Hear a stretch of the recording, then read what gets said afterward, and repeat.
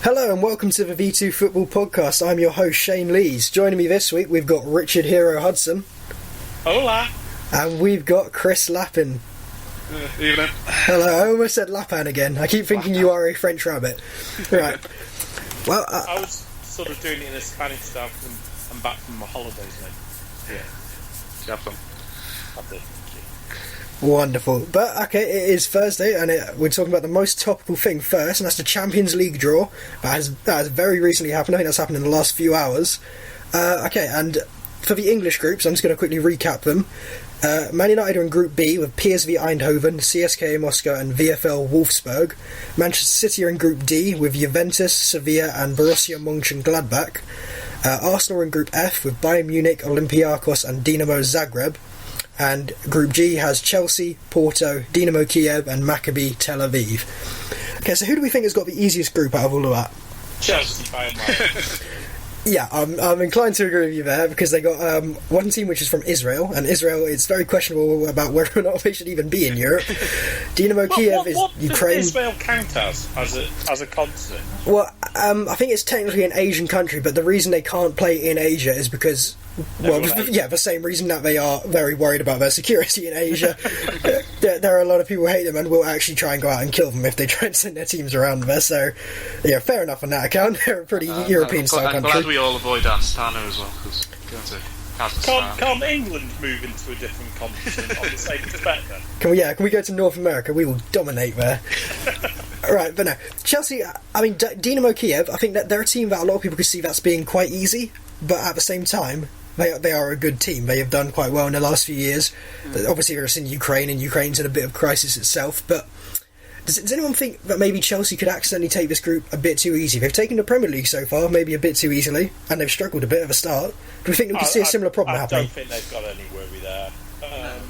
You can speak on this. Porto aren't as good as they have been over the past few years. Benfica are definitely the Portuguese team at the moment. Dynamo Kiev, I wouldn't be too. I'd say Shakhtar were a better Ukrainian side, and Tel Aviv. If Chelsea don't go away with at least, they should be looking at about 15 points in that group. Yeah, I will say one thing though, like credit to the Israeli teams, they make it very hard for teams to go to Israel and get points. They are genuine battlers on the pitch. They make it difficult for teams to go out there and win. We saw that with the Israeli national side, and they do carry it through with the teams. So I'm going to say maybe not as easy as a lot of people think with Chelsea, but I still think they'll top group with ease.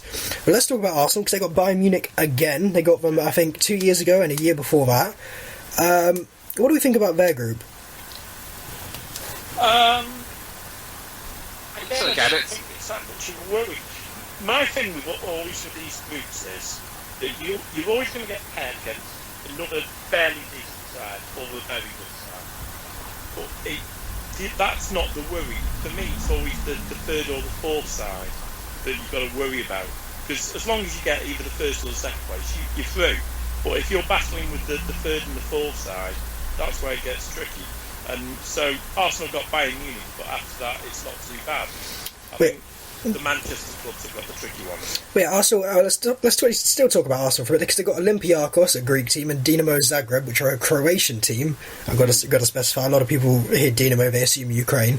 They're a decent side. They're very well known for bringing through youth players. Olympiacos have maybe declined in the last few years, alongside the whole of Greece.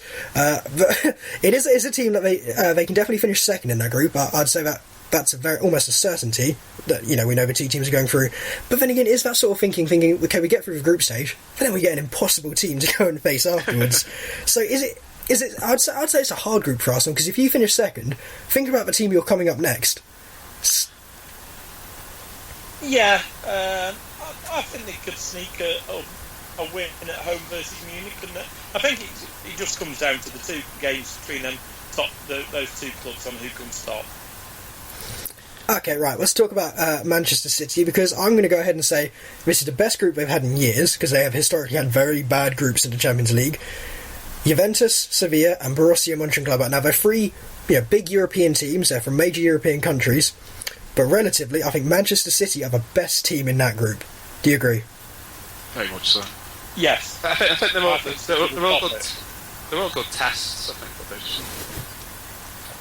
I think it's the kind of level you'd like. It's a good test in the group stage, so when you go on to the next round, you're battle worthy. I think Juventus are in a bit of a transgression this year. They've lost, obviously, Pirlo and Vidal from the middle of their team. Tevez. Tevez up front. It'll take a while for the new players to bond in there. And hasn't their new staff, the one that they got from Real Madrid, who's always getting injuries, got injured again? Alvaro Morata? No, the German lad. I have absolutely... Khedira, Sami Khedira, that's the one. Yeah. He's already injured again, isn't he? He's had a bit of bad luck since the World Cup with getting injuries. Did I read that they're trying to play Pogba as a ball striker? Well, they're trying to keep hold of him before Chelsea. Okay, but this is one question I also want to ask. If you're a Manchester City fan, not just because maybe this is the best group you've had in years, is this a Champions League group stage you'd really be looking forward to? Because you've got trips to Turin, you get to go to Seville, you get to go to Germany. Germany, Italy, and Spain. Yeah, that's the best. Brilliant. But they're going to be some hell of a European games, and they're against good sides, but not sides that you're probably going to lose to. So I'd say they have a very nice group, and if I was a Manchester City fan, I'd very much be looking forward to that, especially if I could afford to go to these games. Do City fans go away? Well, I was expecting that one to come out of there, but let's just assume... It's about 2-hour flights, 3-hour flights, probably get there and back in the night. So. But yeah, well, I'm going to go ahead and say this is probably one of the groups I'm most looking forward to watching, alongside, I think, Group A, which is Paris Saint-Germain, Real Madrid, Donetsk and Malmo. But okay, let's talk about Manchester United. I know both of you are going to want to talk about this. PSV, CSKA Moscow and Wolfsburg. Is this a deceptively strong group? Yes. I think it's free tough away games. PSV are very much probably the weakest of the pot A sides from the champions. They only got in there because Barcelona won the thing, so it wasn't a Spanish side or something. Yeah, there's a new rule out where the pot A was champions from the leagues. So it's not the 8 strongest teams. But you look at Wolfsburg as the pot D or pot 4 or whatever it was. They were the toughest club in that part. Yeah. Any away trip to Moscow is never easy. Mm-hmm.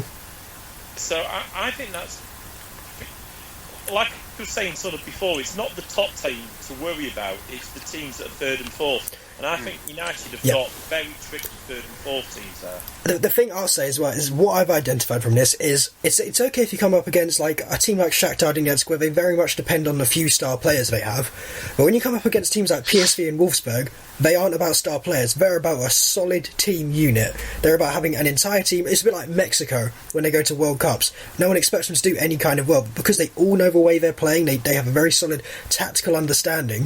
I think they just make it so hard for teams to go up against them.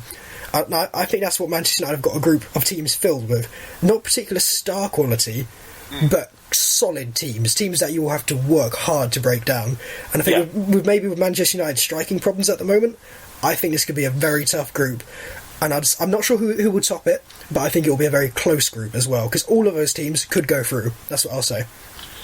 And as we missed out last year... For PSV, I think PSV have obviously lost their 2 best players over the summer. So I could actually see them finishing last out of that group.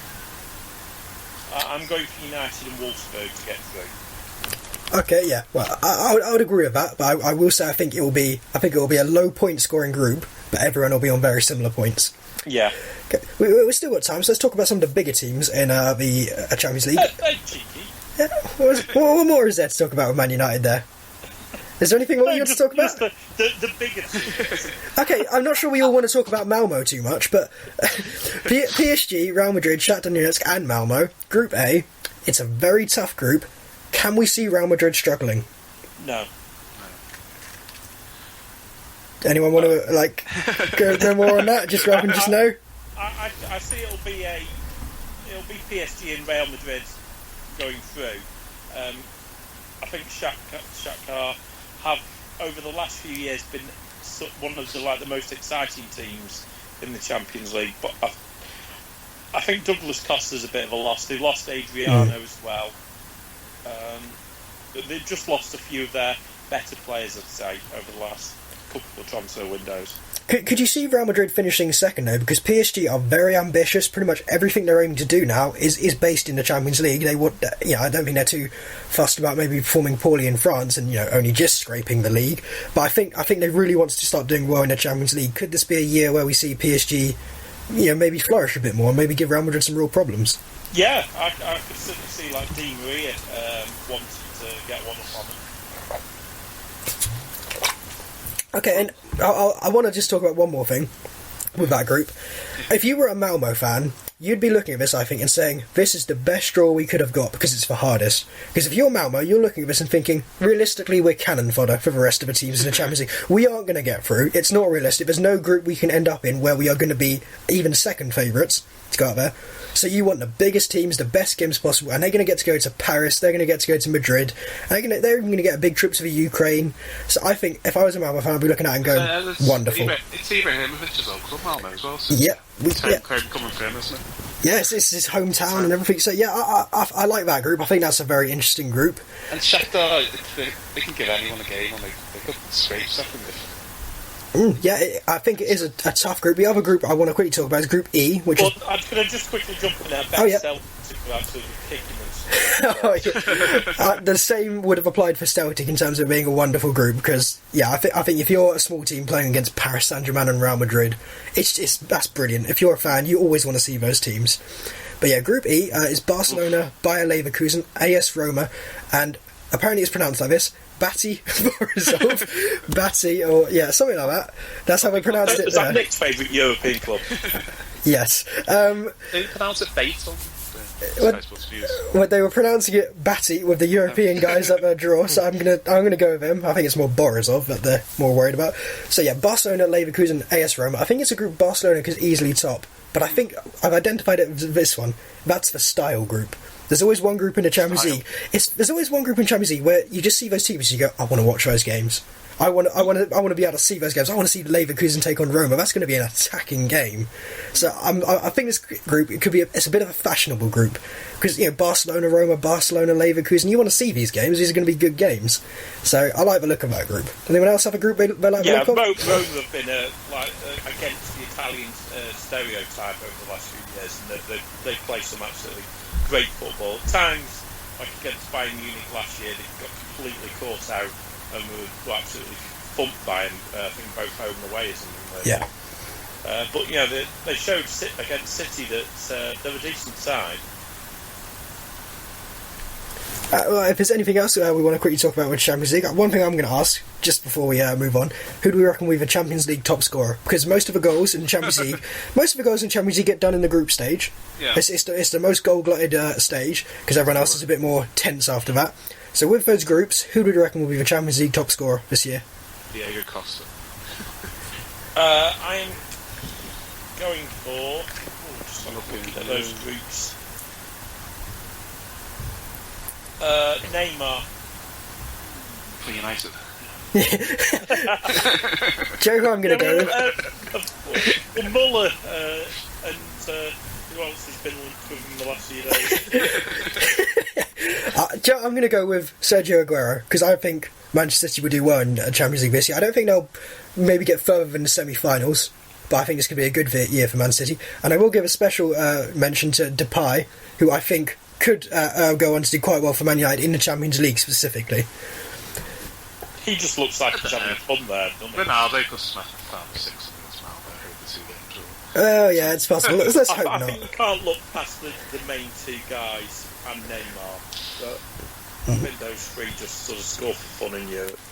Okay, now we're going to move on from the Champions League and we're going to talk about something that happened on Monday Night Football. I'm sure everyone here watches Monday Night Football, but if you don't, this is what happened.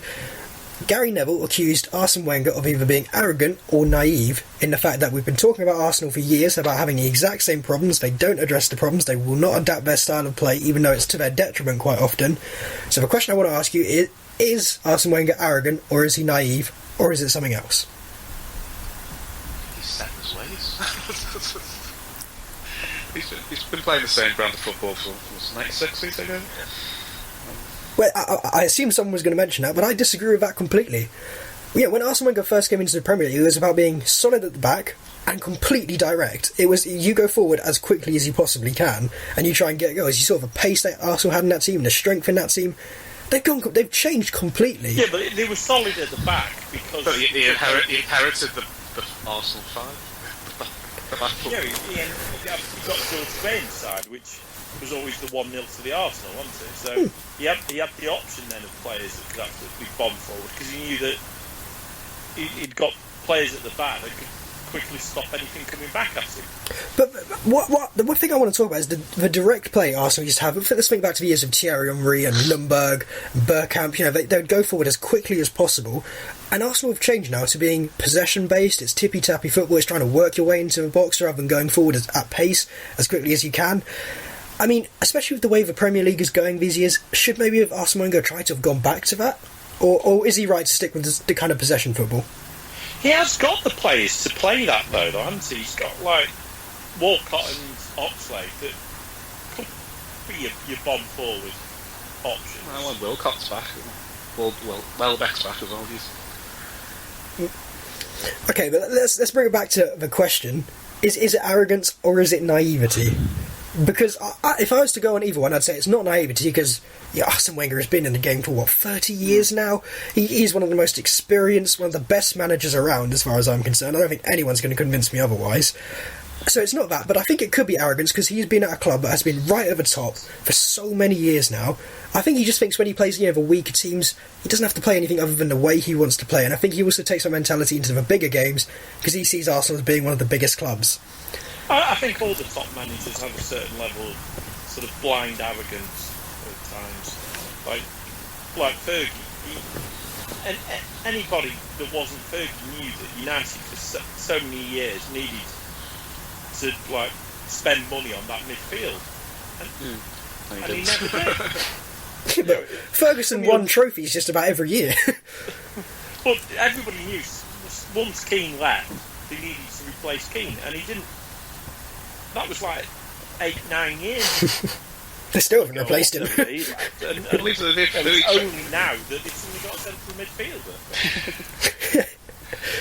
I thought was Carrick came in. So he tried, but just didn't bring in the Carrick's not a key. Okay, we're talking about Man United again. You lot always like to bring it back to United. Wenger, though, he's the same. Desperately needs a decent defensive midfielder. Okay, but... And he's never gone out and got one. There's players out there that he could have easily have brought in. He's been after a decent centre-back, not bothered to get one there. He wants to play his style of football, and I think Arsenal fans, apart from Piers Morgan... And the Twitter brigade. Style of football. Yeah, I think Arsenal often get a lot of anger on Twitter and things. He's got the basis of a good team. He just hasn't got a really strong spine of the team. Yeah, I think I'd agree with that. Now he's got Czech in goal. He's a world-class centre-back, and if he gets another defensive midfielder in to help, what's that young lad called? Coquelin. He's not that young though, is he? He's 24, I think. He's something like that.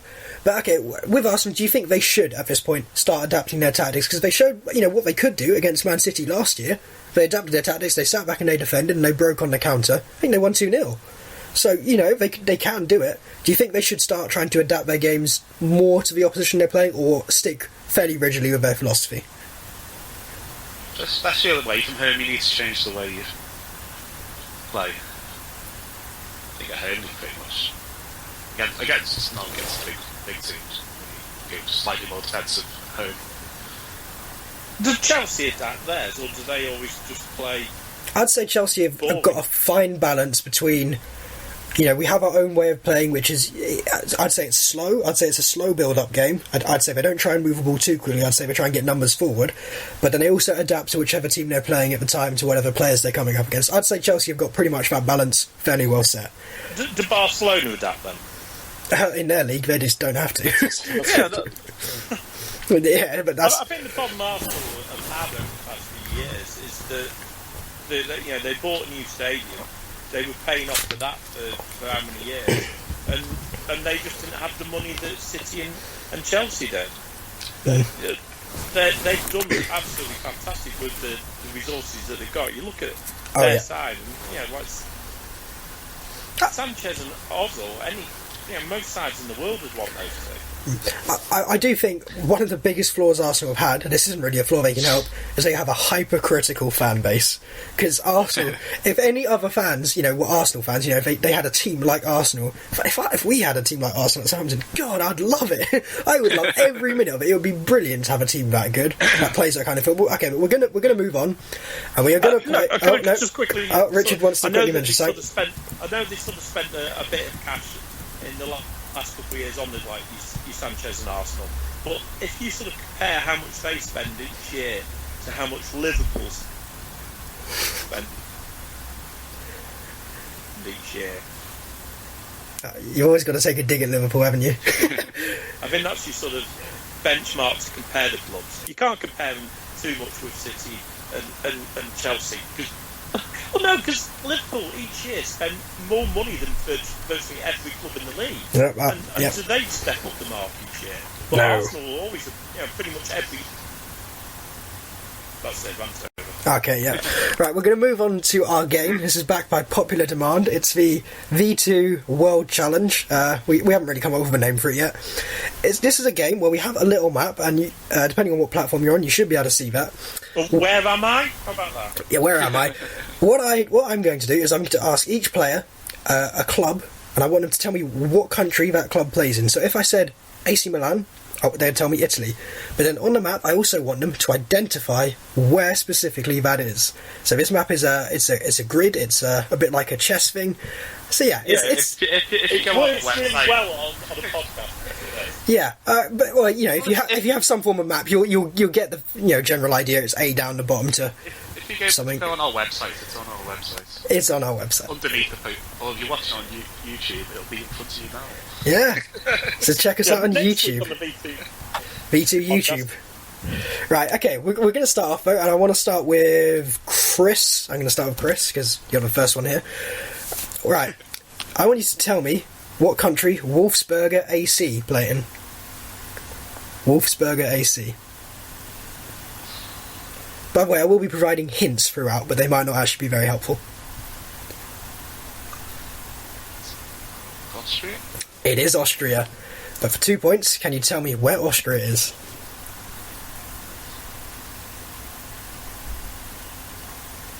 I-17. I-17, can I go to it every year? I-17? No. It's J-17. I-17, you have placed that more or less in the middle of Germany. So, yeah, that's a bit offensive to the Austrians. You think their country's just Germany? Germany's tried to do that for a number of years, God. I need a ruler. Need a ruler. Okay. Now, I've got a piece of paper. Richard. Hey, Austria are quite pally with Germany on that. FC Slovako. FC Slovako. I guess it's in Slovakia. It's a trick question. That's in the Czech Republic. Yeah. I picked that one because of that. I picked Wolfsburg because I thought you'd say Germany. But, okay, can you tell me where the Czech Republic is?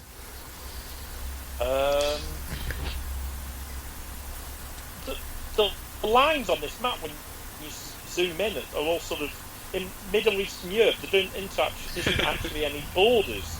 Tell you what, yeah, this one I have got a little bit of leniency I'll give because it's one of those ones that's right on the border, so I'll give a bit of leniency to this one. I'm going J, and then where are we going on? 18. Bullseye. Yep, that's spot on. Okay, Chris, it's 1-1. You've got Nordjyllandsland. Nordjyllandsland. I think I know that one. Did they play Liverpool? They might have done. Denmark? Yes, that's a Denmark one.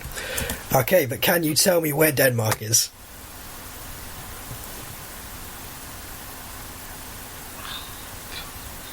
We should mix up my slack.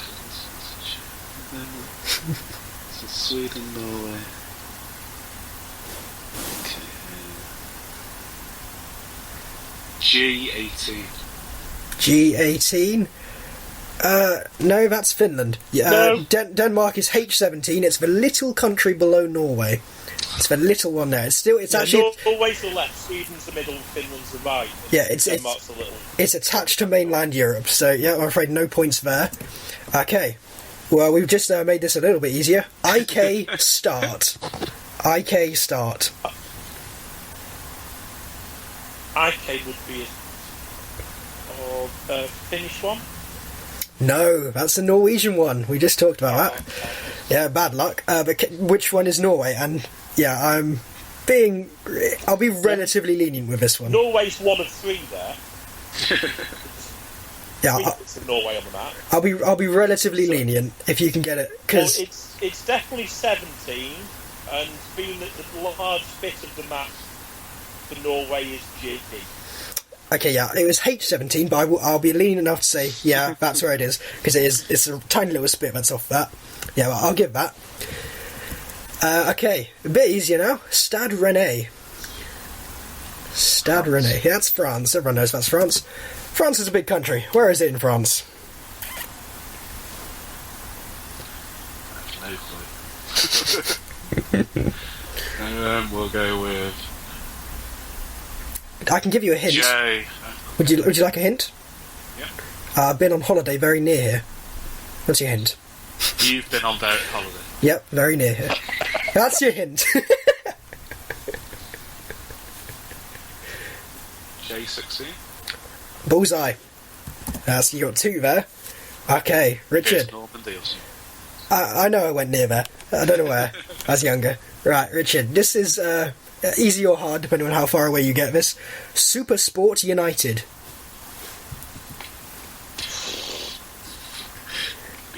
Yeah, this is one of those ones you should know, but it could be anywhere. Super Sport United. Sport United. Yep. That sounds like either one of sort of. No, I don't. It can't be an American one. I sort of think of the Murdo. It sounds sort of slightly African. I'm not providing any hints on this one because I'm making them up as I go along. South Africa? Yes, it is South African. But where in South Africa is Supersport United based? Again, that's a really big one. I'm going for the biggest bit along the coast, which is the U18. No, it's a Johannesburg-based team. So that's the capital of South Africa, which is just above that. So unlucky, you don't get 2 points there. Okay, again, another fairly easy one. Sao Paulo. Brazil, okay. How well do you know Brazil? Where is it? Brazil's really big. It is big. It's a lot bigger than people think it is. Right. I'll go with. You got 13 different squares to choose between on that one. On a 14. And I'm not being lenient at all because it's right in the middle of one. R11? No, it's T11. The state of Sao Paulo it's quite far in the south. So, bad luck there. Okay, Richard, I like to try and balance these questions as much as I can. So, Perth Glory. Australia. Australia it is. Now, Australia is pretty big. Where is Perth? It's on the coast. Yeah, I know it's on the coast. Everything's on the coast. But I'm trying to remember off my neighbours. I remember they always got sent to Darwin, which is up on the north. I don't know, Melbourne and Sydney are in the southeast. I know Adelaide's a bit further around. Where the freaking hell's Perth? I think... Is Adelaide the furthest one around that way? Well, I don't know, because we can't see what each other's looking at, so it could be. Well, I know, Melbourne's sort of, towards Tasmania a bit, and Sydney's a bit further up. I'm going to have to push you for an answer here. No, don't! Yeah, you got to give me one. I reckon Perth's on the Gold Coast, which is probably somebody screaming at me telling me I'm completely wrong. So I'm going 28 and...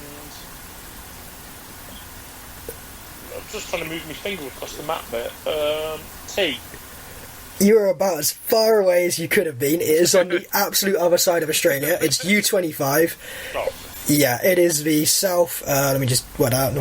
West, southwest Australia. Perth is right down there. So New South Wales or something like that. Yeah, it's right in the corner. So unlucky with that one. So no points there. Right. I got 1 point. Well, you got one, but you got Australia. That wasn't really the hard one, though. That was the point. Right, Chris. New England Revolution. America. That is America. Oh, you guys are good at this. Now, can you tell me where New England is? I'm going to give you a quick hint. I'm going to give you a quick hint on this one. It's probably not where you think it is, because everyone thinks it's in one place, and they almost always get it wrong. L8? L8. No, that's not even close. By the way, America's huge, so not getting that one right is fair enough. It is in K9. So yeah. It's Boston, isn't it? It's right in the northeast of America. It's right near to New York. It's in. I think New England's actually Maine. So yeah. Right. Now this one's a bit of a trick question, Richard. Oh, no. I had a trick one before. Yeah, you did. Joinville. How are you spelling that? Joinville. Joinville. I don't know how it helps me with the spelling, but... I can provide you with a piece of information. Would you like a piece of information? Yes. There are 3 places... I'm not going to say no. There are 3 places in the world that are called Joinville, and they're all really far apart. So you could be really wrong. I never said my hints would help. Well, do all 3 have a football team? Yes, they do. Well, how do I know which one I'm getting then? Well, they're all called something different. Only one's just called Joinville. I'll go for England then. You're going for England? Yeah. Oh, you're several thousand miles away. It's in Brazil. Joinville is Brazilian. Yep, it's in the top league of Brazil. I figured you might have known that. Can you tell me where Joinville is in Brazil? I'll go for T11. Shocking as it is, that is correct. It is right next to the state of Sao Paulo. So yeah, that's wow. I didn't expect you to get that. 1, 2, 3, 4, 5, 6. 1, 2, 3, a lot of 4, the places around that way. But bad luck though, because you lost that round. Round 1 goes to Chris. 6-5. Yeah. So well done there. Okay, we're going to move on from that. If I can just quickly get this up. We want to talk about transfers, because I think for a lot of fans, transfer window has maybe been a bit underwhelming. A lot's happened, but it's not really what everyone wants. Been a bit quiet this week. So what I want to ask is, what are your transfer hopes for the rest of this window? I think we're into the last week now. So what are you hoping is going to happen in this transfer window? Not just as Man United fans, though. Not just as Man United fans. Well, I'm going to start as a Man United fan. Go for it. And get it over with. Yeah. I'm hoping that Ed Woodward's actually kept his cards very close to his chest, and he's actually got something planned. Because it seems very much now that absolutely nothing is happening. Though it seems very much now that you've planned for a lot of really big targets and suddenly you've realised you're not really one of the big clubs anymore. I mean, not compared to Bayern Munich and Barcelona, for instance, who you're trying to recruit Muller and Neymar from, and I just don't think that was ever realistically going to happen. So I can't understand why they even went for that. Jesus, a football manager player could tell you that's not going to happen. Neymar's coming next year, don't you read the papers? Yeah, He no. he wants to come, but not till next year. Of course he doesn't want to come I to next think year. the problem... I disagree with the big club thing, and I know you all mentioned it whilst it was off, because at the end of the day, money talks to a lot of football players, and Chelsea and City weren't big clubs until they threw a lot of money at players, and United are in that a bit litty now to be throwing money at any player pretty much in the world, and they throw enough of it at somebody and they will come, as in Di Maria last year. With Chelsea and Man City, though, when they started off with all the money, they weren't signing big players from the big clubs. They were signing good players from the sort of second biggest clubs. Manchester United, I mean, yeah, they can throw a lot of money at it. So can Barcelona. Did you see how much the Neymar transfer ended up costing them? Jesus, they broke some rules there. So I think, if you're Neymar, you're going, right, I'm going to be... Do that. Yeah, if you're Neymar, though, you're going, I'm going to earn tens of millions here. And do I want to play alongside Messi or Fatwaz? Yeah, which way do I want to go with that one? I think you pick Messi. I'd pick Messi. I can't speak Spanish, but I'd pick Messi. I don't want to play alongside Rooney. Okay, are you hoping Man United sign Sadio Mane? No. The Times was claiming yesterday that United are after Berahino. Oh my god. Well, they said they're monitoring the. Yeah, but didn't they say that also there was like 18 out of the Premier League clubs after him? So that only leaves like one that isn't or something. Personally, I'd like it if Berahino went to United because it'd be a young English player playing at sort of a top level. But it's just he would not get game time, would he? This window has been good for the. Do you know how they say the Premier League's and free league? Yeah, top, middle, bottom. Yeah, I think it's been good for like the second tier, like the Palaces, the Stokes, the Swanseas, Newcastle, West Ham. Not Southampton, because we've been terrible. Well, Southampton and Everton will probably still stay in. They've kind of got to stay there. But in the Premier League, you can't stagnate. They've closed the gap between them and like Liverpool and Tottenham. They could challenge top 7 most of the teams. Okay, but yeah, are there any particular things you want to see happen? You know, players who have been linked with moving to the Premier League. You know, we've got De Bruyne linked with a move. We've got Pogba linked with a move. Even if they're moving to your rivals, would you want to see them move to the Premier League? See De Bruyne. I worry for De Bruyne from City. I think at Wolfsburg he's been the player. He's had the team built around him, and he's been able to have the freedom to move where he wants. He goes to City, and I think he's going to be a lot more sort of cramped into where he plays, and I think it'll end up being a bit like when he was at Chelsea. I don't know if it's the right move for him. Okay, well, yeah. Last thing, as Manchester United fans, who is the player you're hoping you're going to sign? But I'm going to ask you to try and be realistic about, of all the players you're being mentioned with. Who do you want to sign that you think you actually might? Who do you want to sign that you think you actually might go and sign? Yeah, I'll emphasise that. The one I'd like for United to go in for, and I think it's a realistic signing because I do know he has a release clause, which United could easily pay, is Griezmann. Okay, Antoine Griezmann. Sociedad, is he? No, he's at Atletico Madrid. That's it, he moved there, didn't he? He's got a release clause that I believe is in the low 50 millions, which is a fair amount of money, but he's a young player that was probably the best player outside of the top 2 clubs in Spain last year. Is he the position we need, though? Yes. And for that money? He's a right forward, so he's in the Pedro position, which should complement Memphis on the other side. He's very fast like Memphis, and I just think an attack. I think at the moment the problem for United is teams know that if United are going to try and break with speed, which is unlikely, that it's going to go all through Memphis. It's going to go up the left at the moment because Matt's on the right. So it keeps coming inside. Well, so if you have Memphis on the left and Griezmann on the right, I think that would really worry a lot of teams.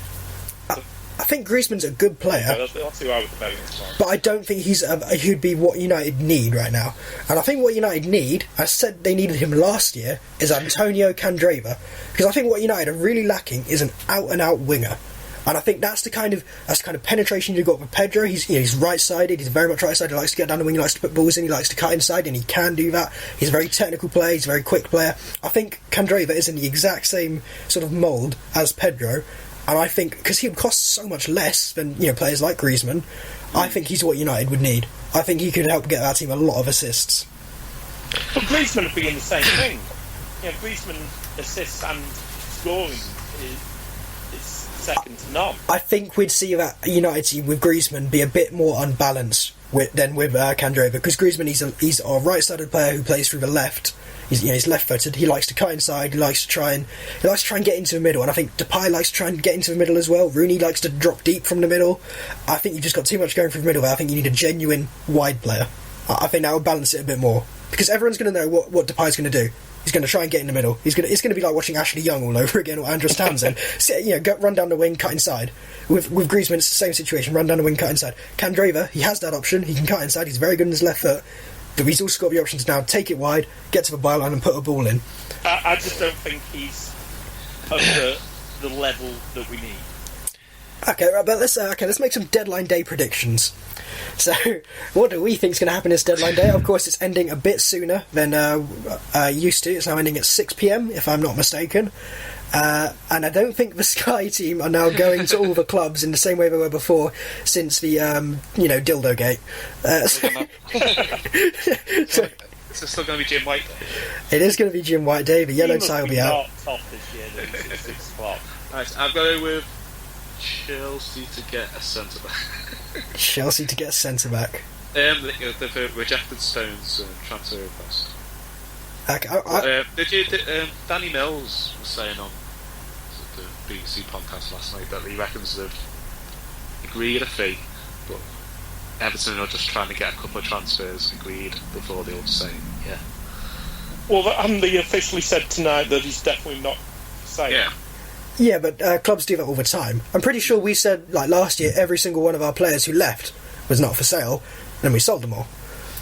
So, yeah. So I spoke to a couple of Everton fans, and they seem to would prefer to get 3 or 4 decent players and rather than keep Stones. Yeah, I mean, I hear a lot of what Isn't people... one of them Johnny Evans? I think it'd be good for a club like Everton. But, people are saying things like, it's good Everton are not trying to sell, it's good they're trying to not be a selling club. At the end of the day, everyone's a selling club, because you're eventually going to get an offer for a player, which is so big, you would be stupid to turn it down. It would be the wrong move to turn it down because of how much you can improve that club with that money. Stones is a good player, but I would say, he doesn't make that team. He isn't the best player in that team. He's not world class yet. Could be in the future, yes. But at the moment, you get 40 million in. You spend 2 sets of 15 millions and 10 millions, and suddenly you've got a really good centre back you can replace him with, and you can strengthen in other areas. So as much as I say yes, I wouldn't want to see clubs like Everton, like Southampton, like West Ham be selling clubs. But at the same time, eventually you get an offer and you just go, yeah, we'd be stupid to not accept this. 30 million for Luke Shaw, would have been stupid to have not taken that. Yeah. And I think if you're talking about 30-40 million for John Stones, I don't think he's ever going to be top class. I mean, I don't think he's ever going to be one of the best centre-backs in the world, but I think he could be very, very good. So if you're getting that kind of money for him, you wouldn't get, let me put it this way, you wouldn't get that money for him at his peak. So even at his peak, you wouldn't get 40 million. So if they can go ahead and get that, yeah, sell up. That's what I think. But there's one rumours that Ibrahimovic. That was going to be my one.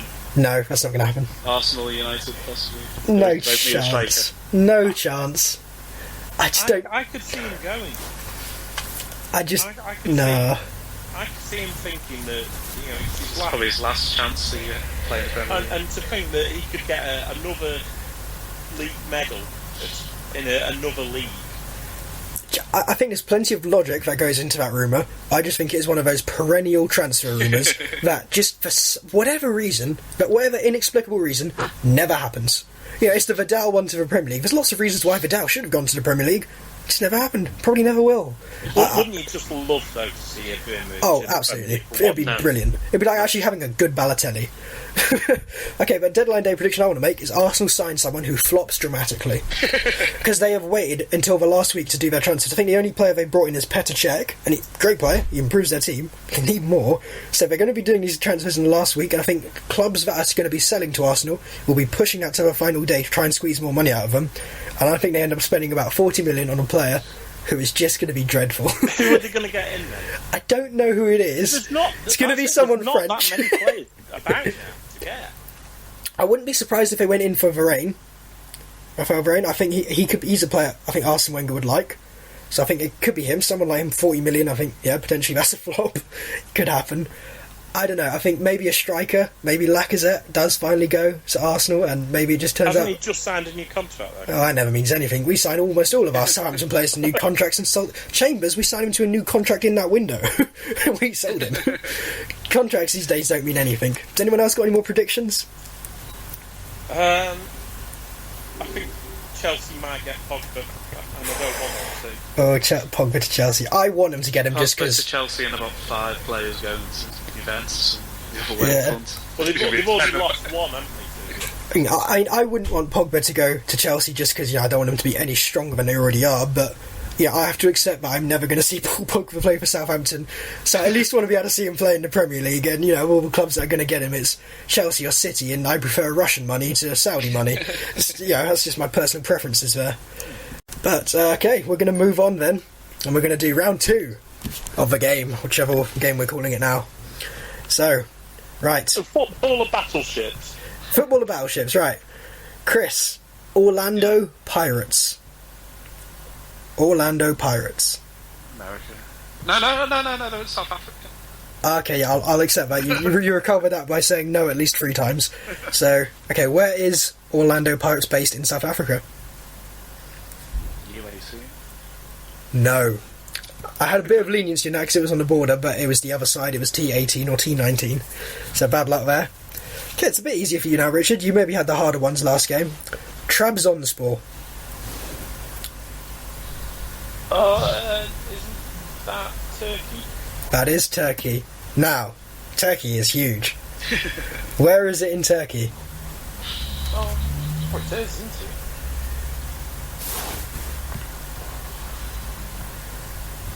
I'm gonna go. Oh, I can give you a hint. Would you like a hint? It's a good hint. This is a good hint. Because if you get it, you will get it spot on. Have you been on holiday there? I've been to Turkey, but not there. No, my hint is the Widowmaker. That's my hint. The Widowmaker. That's my hint.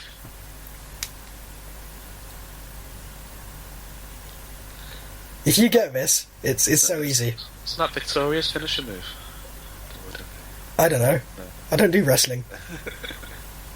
Richard? K-19? Yes, it is. Yeah, I think you must have... Is it a gun or something? Huh? Is it a gun? It's a submarine. It's K-19 The Widowmaker, the film about the Russian submarine. Okay. That was good. Come on. That was good. That was a great hint. That was a world-class hint. Right. Hapoel Haifa. Hapoel Haifa. I'll give you one clue that there's only one country in the world that names its clubs Hapoel. Hapoel is like club. It's Israel. It is Israel. Now, how good is your, geopolitical knowledge? Where is Israel? It's always in the news. If you look on some maps, it doesn't even exist. I'm torn between two. Which one are they?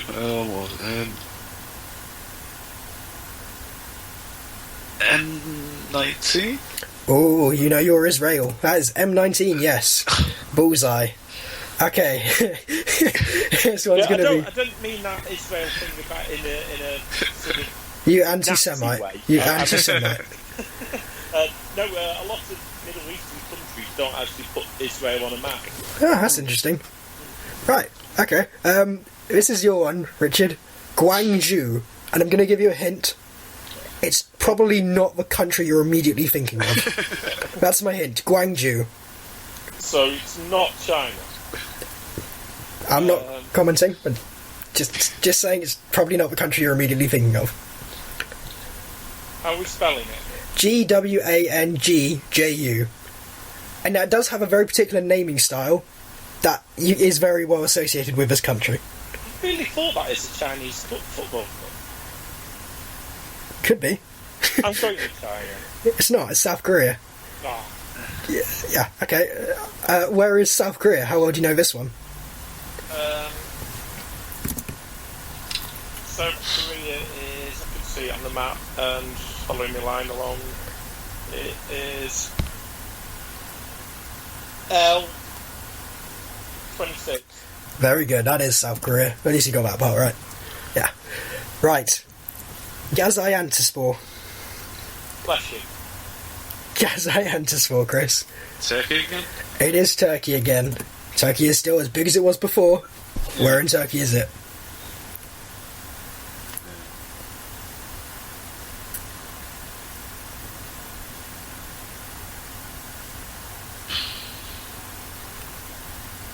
I've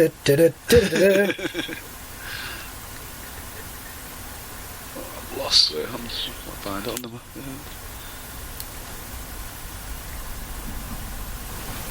L18.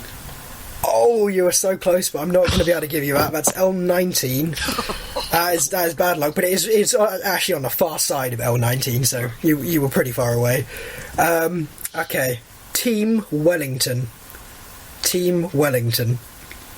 New Zealand?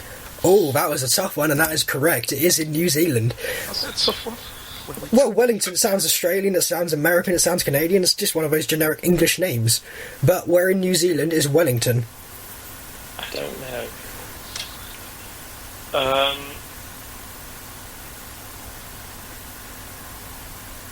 going to go for the middle one of the three. W30. I'm afraid not. It's right at the very top. It's V30. So bad luck there. At least you got New Zealand, right? I probably wouldn't have got that straight away. Okay, this is a team you probably should have heard of. Shakhtar Karagandhi. Russian? No, that is Kazakhstani. I was Now, thinking Mongolia or something. now, do you know where Kazakhstan is? Or more, it is. So it's not in this European bit where it's meant to be.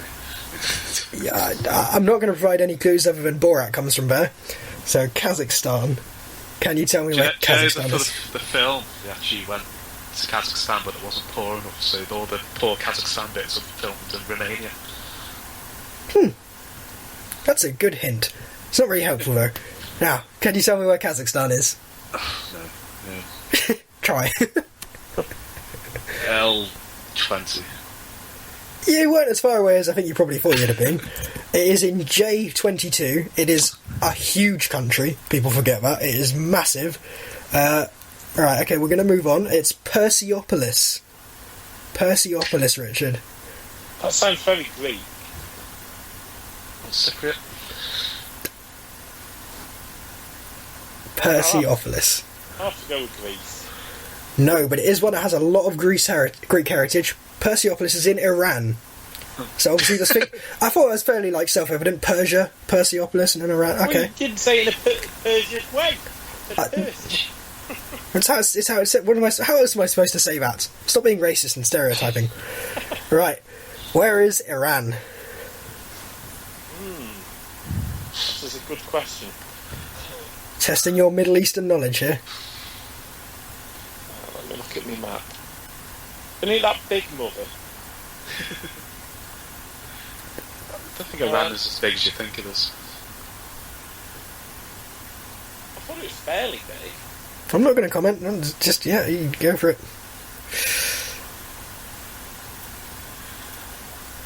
It borders a bit of Turkey, it borders Iraq. So I'm sure it's that fairly large one. L.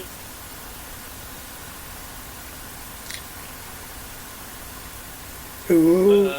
20. Yes. Bullseye. So yeah, It's the big one, isn't it? It is the big one. It is the big one. Now you seem fairly confident there, Chris. So Baghdad FC. Baghdad FC. Can you guess where Baghdad FC is? Iraq. That's an Iraqi team. Big old Iraqi National League. Now, can you tell me where Iraq is? Now, I've told you where Iraq is as well. Yeah, can you tell me where Baghdad is?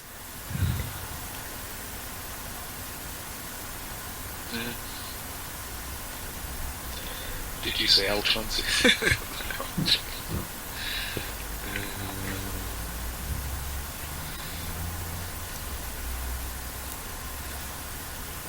M20? No. Are you just not given that? I can't. Sorry.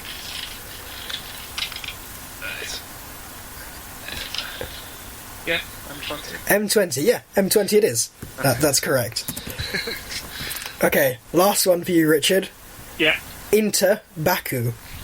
Inter Baku. Baku. They are featured quite heavily in the Champions League. Oh yeah, I know the name Baku. I can't think with it. It's a country everyone forgets I know, exists. It's capital. So should know It is a capital, yep. You can't say. Oh. You won't get any points, Chris. Azerbaijan. Azerbaijan, yes. Now, where is Azerbaijan?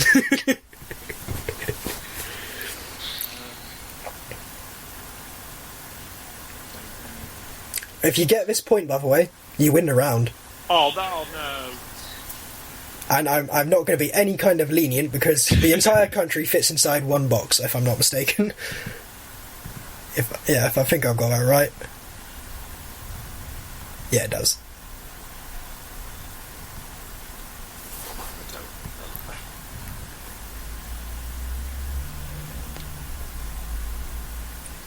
Would you like a hint? Yes. Okay, the hint is the places we've recently been talking about are relevant.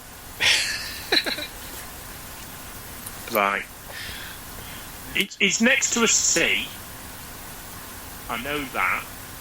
So. Let me just check on the map if you. Yeah, no, it's right next to a sea. Right, yeah, I'll give you that. So I'm going with. Oh, It's either going to be K or L. 20. K20. Oh, and he's taken the round. That is very good geography knowledge there, knowing where Azerbaijan is. That is spot on. Completely got that one. Well done. You took the round, so it's 1-1 before we go into the final game. But first of all, we're going to talk about transfers. Hasn't been the busiest week for transfers. We do a super speed. We can try and super speed. Hasn't been the busiest week for transfers. So here we go. Balotelli has gone back to Milan. The question I want to ask is, what went wrong for Balotelli in England? I was going to say, how's he got to go to another big, huge club? They didn't have to pay a transfer loan fee for him. My bad. They just Starts nicely. But yeah, what went wrong for Balotelli in England? Because some people have said he just straight up isn't very good, or he doesn't have the right attitude completely. Other people have said he wasn't used at all right in Liverpool. I think it's a bit of both. The player has got issues. He's on the ability-wise, he's got it. You can see glimpses of it at the World Cup. Was it the World Cup or the European Championships? I think it was the Euros. Where he's clearly got the talent, but he's got the maturity of about a 4-year-old.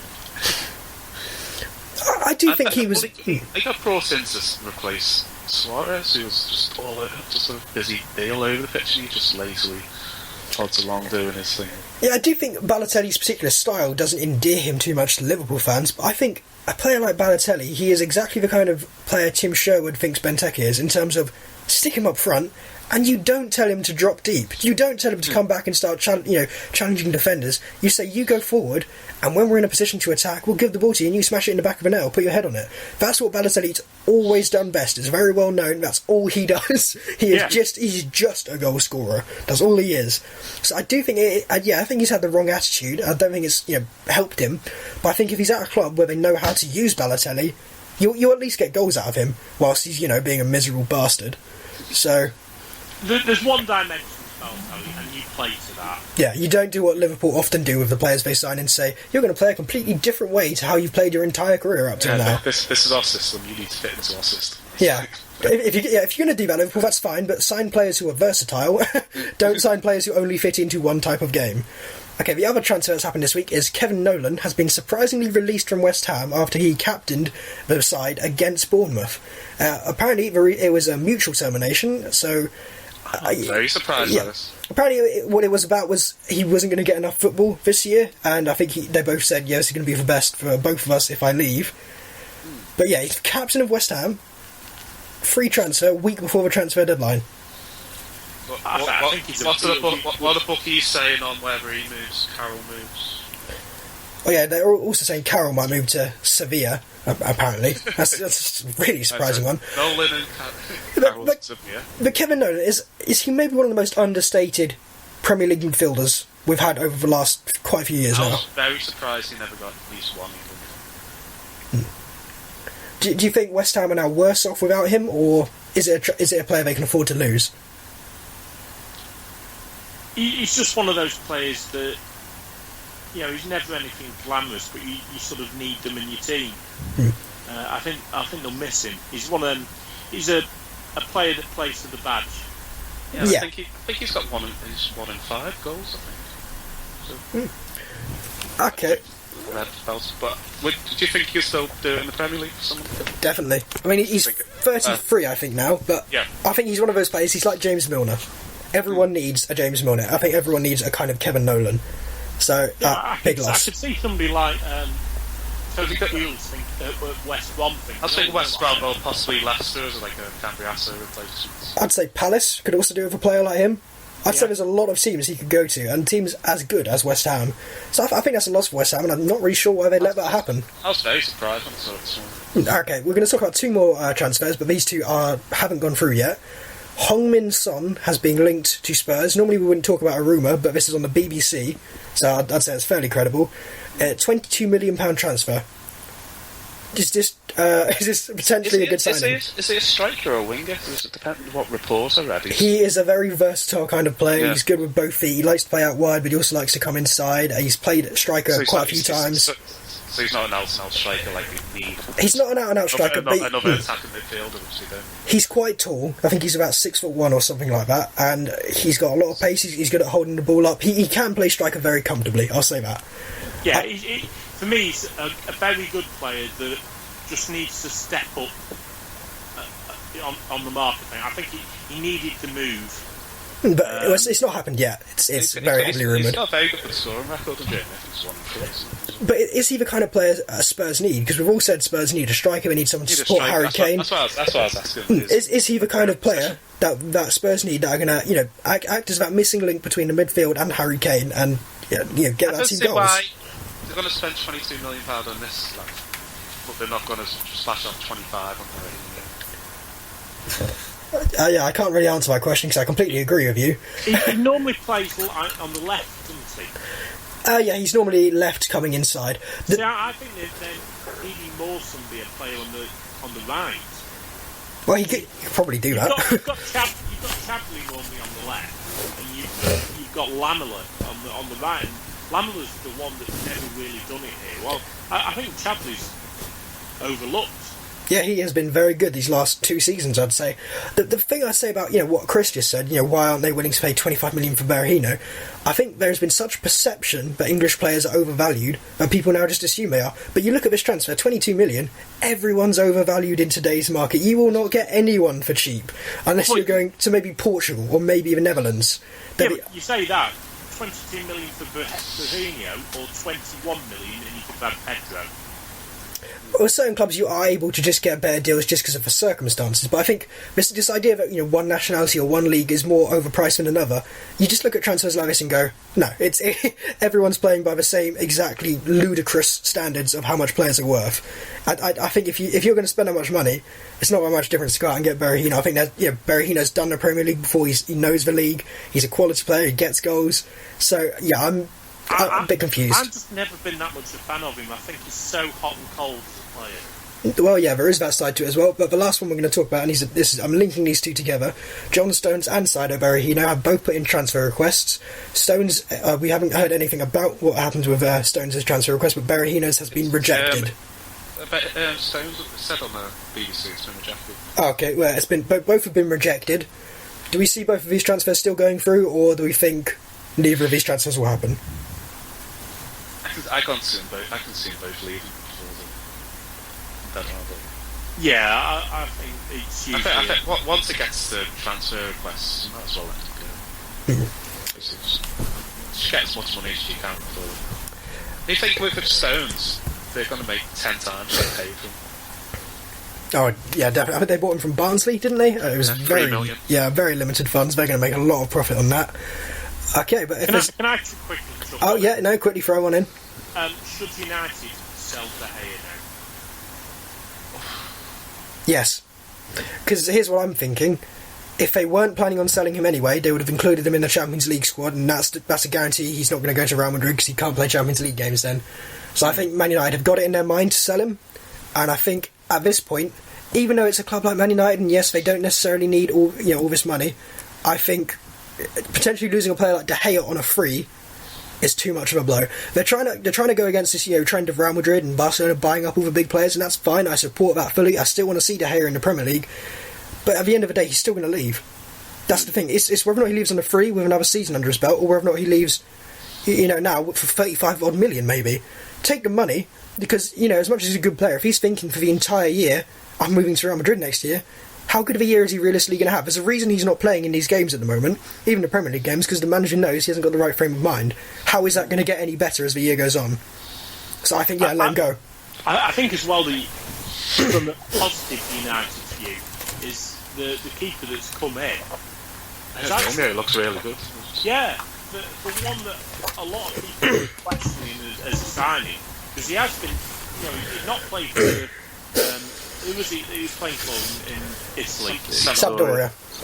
He'd not played or something since December, and he's looked solid. But yeah, there was one point. There was one point last night where the player got completely one-on-one through with him, and he looked sort of Schmeichel-esque in how he came out and made himself big. I would say of Romero, he's solid but unspectacular. He's a Premier League level goalkeeper, a solid player, but he won't. Unlike De Gea, he won't save you all those points that it's going to make a difference at the end of the season. What Romero will do is keep out all the ones he should be keeping out, but the ones that only a top world class keeper keeps out, those are probably going in. Yeah. Well, at the moment, he's letting one goal in 5 games. Well, Man United have defensively been good. They've been stopping shots going off. But okay, we're going to move on to the deciding round of whatever game we're calling this. Where in the world is this place? Yes. Okay, Chris, we're going to start off with you. Montreal Impact. They play in the North American Soccer League. Yeah. And Canada. Canada, yeah, okay, that's correct. It was a bit of a trick question. I was trying to catch you out. Yeah, they play in the US, but they are a Canadian team. Now, where is Montreal? Yeah, that's an easy one for knowing which country, but Canada is just... I'll put it this way. We did this last week with Nick, and he put it in one of the inhospitable parts of Canada. There's a lot of parts of Canada you cannot physically live in because you will die. So... J9? Well, damn, because that is bullseye. J9, that's Montreal. Very well done there. Now, Richard, Palmeiras. I'm struggling already. He's 2-0 up. Palmeiras. Palmeiras. Palmeiras. You should know this one. I should. It's very well known. Yes. And I'm stuck between 2 countries.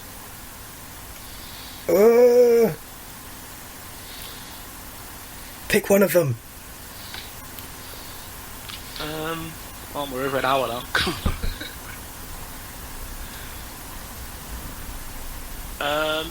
Brazil? It's a Brazilian country, yep. And where in Brazil is Palmeiras? I'm going for... I think that one might be around the tip bit.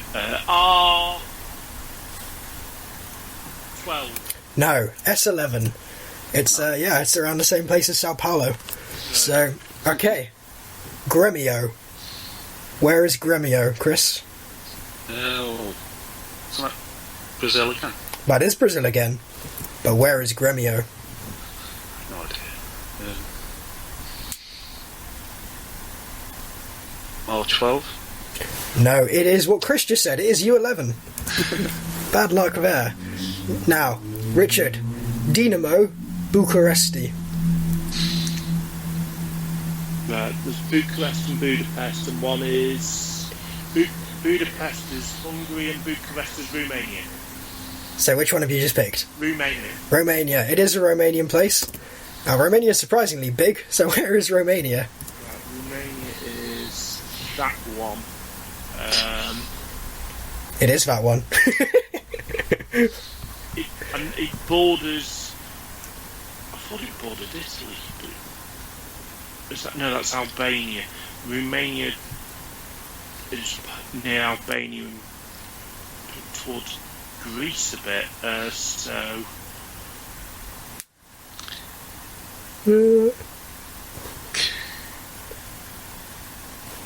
K18? You are so close, you're in the right area, but it's J18. So I'm afraid you're wrong on that one then. Okay. Zalgiris. Zalgiris. Zalgiris. The hint I can provide is there's only one country that makes such frequent use of the letter Z in its alphabet and in its words. Hungary. No, it's it's Lithuania. So that's a Lithuanian team. But where is Lithuania? K18? No, it's I-18. It is one of the northernmost former Soviet satellites. Yeah, that's towards Finland, isn't it? Yeah. almost accidentally put, but you got both of those right then. Whoopsie. You got them both wrong. Okay, Shakhtar Donetsk. Ukraine. Oh, it's the Ukraine. Ukraine is huge. Where is Donetsk? I mean, Matt's gone tiny. Right, so the Ukraine, that's that country, because it had what's the bit that Russia's just claimed back, though, the Tit-Bit Island. So that's there. It's 19... J? Oh, very well done. It is. J19 is Shakhtar Donetsk. Now, Chris. Metalist Kharkiv.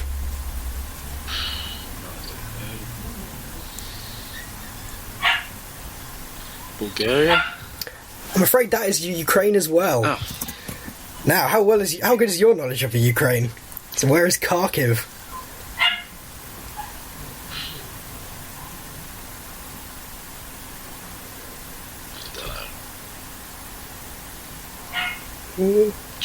J20? Not sure where Ukraine is.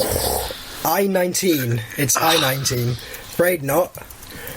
Hey, Richard, you could start running away with it now. Real Salt Lake.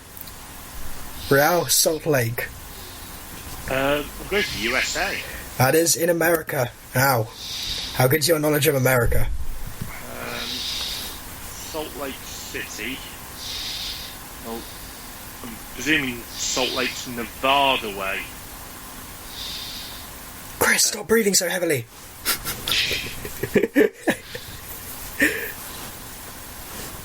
So, how far down the Rockies is that? L6? Oh, that is spot on. You know America. Real Salt Lake is in L6. Okay, equally a challenging one. Sporting Kansas. United States again. It is the United States. Where is Kansas? Think of Dorothy with the shoes. Yeah.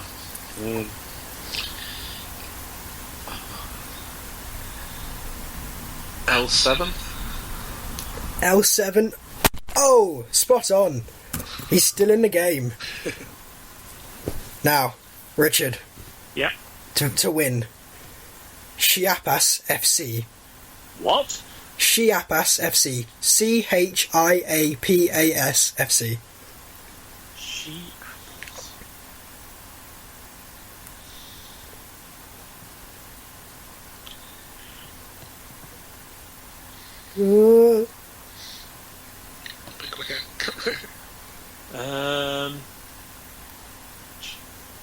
Is that how it's pronounced? Probably not. I'm an Englishman after all. I think it's Central American. That's a really broad term you're using there. Because there's North America, there's South America, and there's the Central bit. So say a country. Right, I'll go for the biggest one then. Mexico. And you've just won it. Can you tell me where it is in Mexico for an extra point? To rub it in? Just guess that. Doesn't matter. I'll go N7. You were really close. It was 07. But you still win, Richard. Yeah, okay, you've won the game. Get it. Hooray. Your geography knowledge is better than Chris was bragging all before the show. I'm not too bad on the geography. Yeah, he was bragging all before the show. He was be good at this. So, well done, Richard. Okay, we're going to leave it there, I think, until next week. We'll probably have the deciding game between Nick and Richard, hopefully. And so thank you for joining us this week on the V2. Please check us out on Facebook and on Twitter as well. And check us out on the forum at 606V2. Thank you from me. And me. We have a new email if you want to send out articles in. It's football@v2journal.com. So yeah, please send us your journals and you can be online. You can be published. Okay, so thank you very much and see you next week. Goodbye. See you next week. Bye.